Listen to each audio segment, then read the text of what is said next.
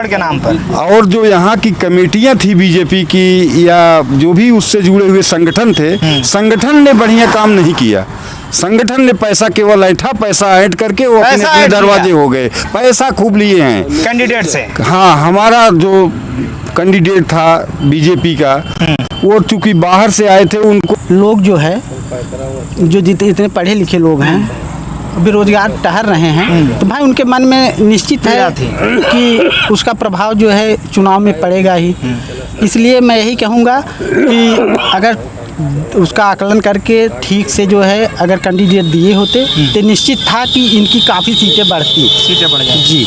और दूसरी चीज़ जो है कि सपा के द्वारा जब भाजपा का सीट टिकट निश्चित हुआ, उसके आधार पे उन्होंने अपना जो है कैंडिडेट निर्धारित सूझबूझ कर टिकट दिया। अच्छा, लेकिन देखा, स्वागत है भैया जी। मैं मनीष कुमार सिंह।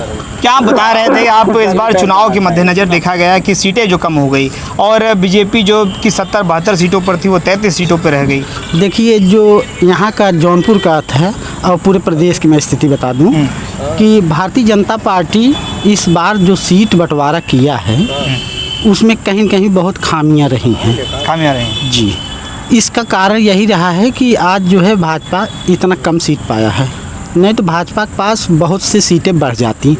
जब ये जान रहे हैं कि इस कैंडिडेट का काफ़ी जो है विरोध है, उसके बाद भी उस सीट को नहीं बदला जा रहा है, तो सिलेक्शन जो है वो काम के आधार पे नहीं लड़ा गया, मोदी जी के नाम पे लड़ा गया, ये कारण रह गया। नहीं, मोदी जी काम किए, मोदी जी के क्षेत्र में जो सांसद चुने गए थे उनके द्वारा काम नहीं किया गया, मोदी जी द्वारा काम किया गया और उनके नाम को प्रसारित किया गया, लेकिन जनता समझ गई जी। जनता समझी, इसीलिए तो हार गए। और जैसे जो सांसद यहाँ पे सीटिंग मौके पे थे, अगर वो सही से न तो जनता के बीच में गए न तो कितना मोदी जी के नाम चुनाव लड़ेंगे आप। और बेरोजगारी, पढ़े लिखे लोग जो है जो इतने पढ़े लिखे लोग हैं बेरोजगार टहल रहे हैं, तो भाई उनके मन में निश्चित है कि उसका प्रभाव जो है चुनाव में पड़ेगा ही।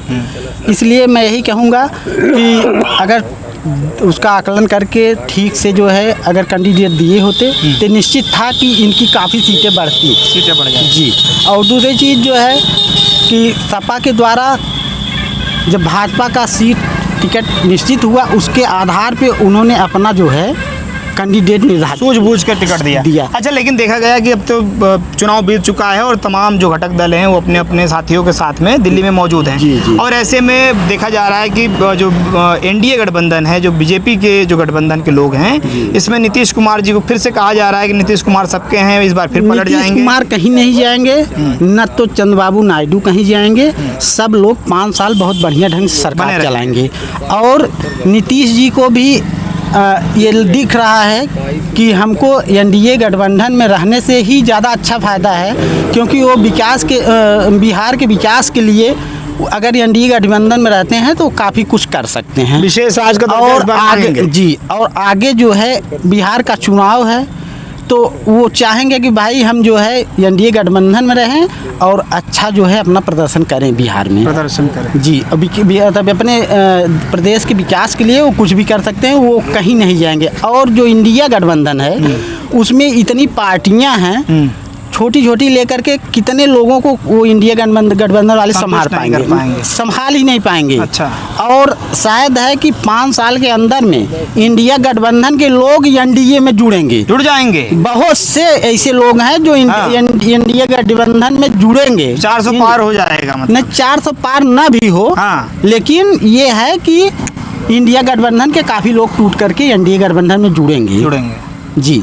और मोदी के जैसा न कोई नेता है इस समय मौके पे और न होने वाला दिखाई दे रहा है, तो इसलिए देश हित में जो काम। नीतीश कुमार फिर से पलटने वाले हैं और 6 महीने के अंदर सरकार गिर जाएगी। दोनों बिल्कुल नहीं पलटेंगे, पूरी मजबूती के साथ नीतीश कुमार भी खड़े रहेंगे, चंद्रबाबू नायडू भी खड़े रहेंगे।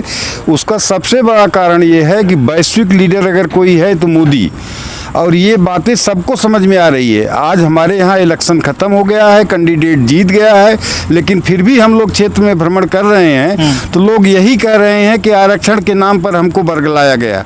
आरक्षण के नाम पर। और जो यहाँ की कमेटियां थी बीजेपी की या जो भी उससे जुड़े हुए संगठन थे, संगठन ने बढ़िया काम नहीं किया।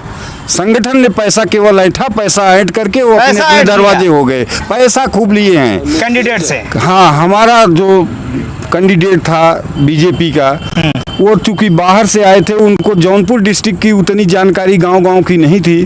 संगठन बोला कि आप हमारे साथ जुड़िए, हम आपको जिता देंगे। उन्होंने कह करके अपनी तरह से इतना पैसा खींचा कि जिसकी कोई कीमत नहीं, सीमा नहीं। और चुनाव हार गए। कारण संगठन पैसा खींचा, केवल काम नहीं किया। ग्रास लेवल पर उतर करके, जमीनी स्तर पर उतर करके। बीजेपी को तो कहा जाता है कि बूथ स्तर तक के कार्यकर्ता हैं और जमीनी स्तर पर कार्य करने वाले लोग हैं और बड़ी पार्टी है। भाई